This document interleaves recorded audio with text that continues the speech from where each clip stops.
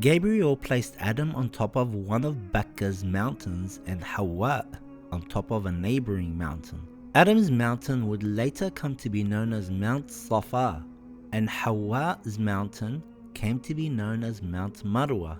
After a while, they met each other and made clothes from the materials they found on earth. God also sent them trees from the garden to plant and eat from, so that they will be able to live on earth. Once, the angels asked God to build a house of worship for Adam and Hawa on earth.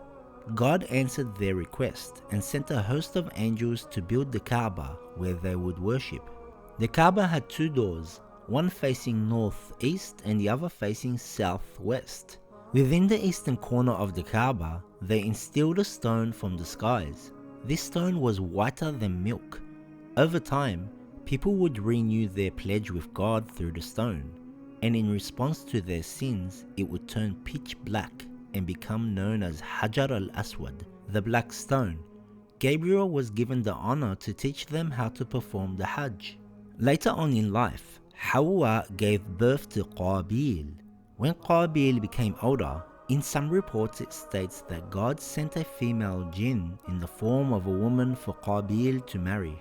Hawa gave birth to another child named Habil. When Habil became older, in some reports it states that God sent a female Hawra, a creature from paradise in the form of a woman for Habil to marry. Sometime later, God spoke to Adam and said, "I have decided never to leave the earth without someone who has knowledge and understanding to guide people towards my religion. Choose Habil as your successor." Adam did as God commanded. He appointed Habil as his successor and shared with him his extensive knowledge. Upon learning of this, Qabil was filled with rage. He said, "Father, am I not older than my brother and more deserving of this appointment?" Adam replied, "This matter is solely with God. He appoints whoever he wishes. Though you may be older, God has selected him because of his qualifications.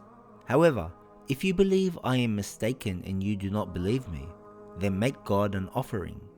He told them God would confirm his choice by accepting the sacrifice only from his chosen successor. Habil was a shepherd. He chose the best and fattest ram of his flock, hoping to make God happy and also please his father.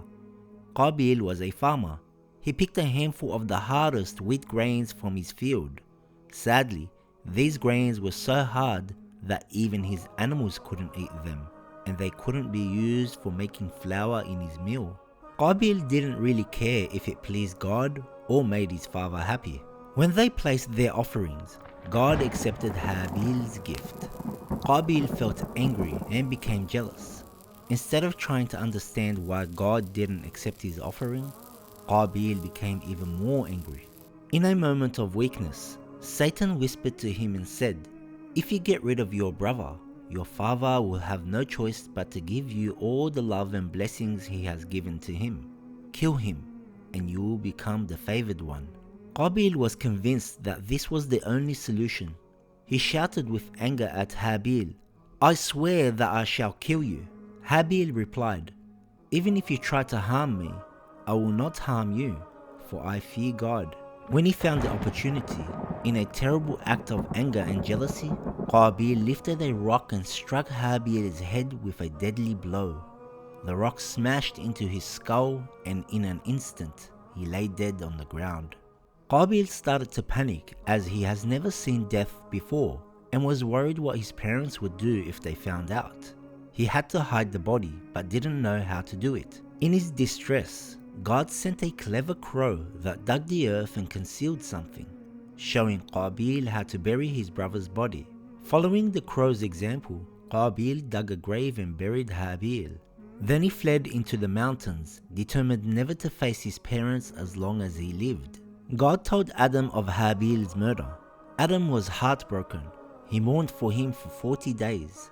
Not only had he lost his son, but also his most promising student and successor. He begged God to grant him another righteous son who would inherit his prophetic knowledge.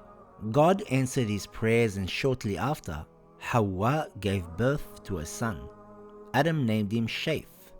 As Shaith grew up, he showed great righteousness and fear of God. God also sent down another Hawra for Shaith to get married to. Years later, God told Adam that his life was soon to be ended and told him to choose Shaith as his successor. Adam gathered all of his family except for Qabil, who had disappeared after murdering Habil. He told them, "My children, God has told me that he will soon take my life. He has ordered me to appoint the best of my children as my successor. I hereby appoint God's gift, Shaith. God himself has chosen him as my successor and your leader after me. So listen to him and obey his command, for he is my successor over you." They replied in one voice, "We shall listen to him and obey him, and we shall not oppose him." Not long after, Adam passed away. Shaith and the angels washed Adam's body and shrouded it. Shaith then led the funeral prayers and then buried him.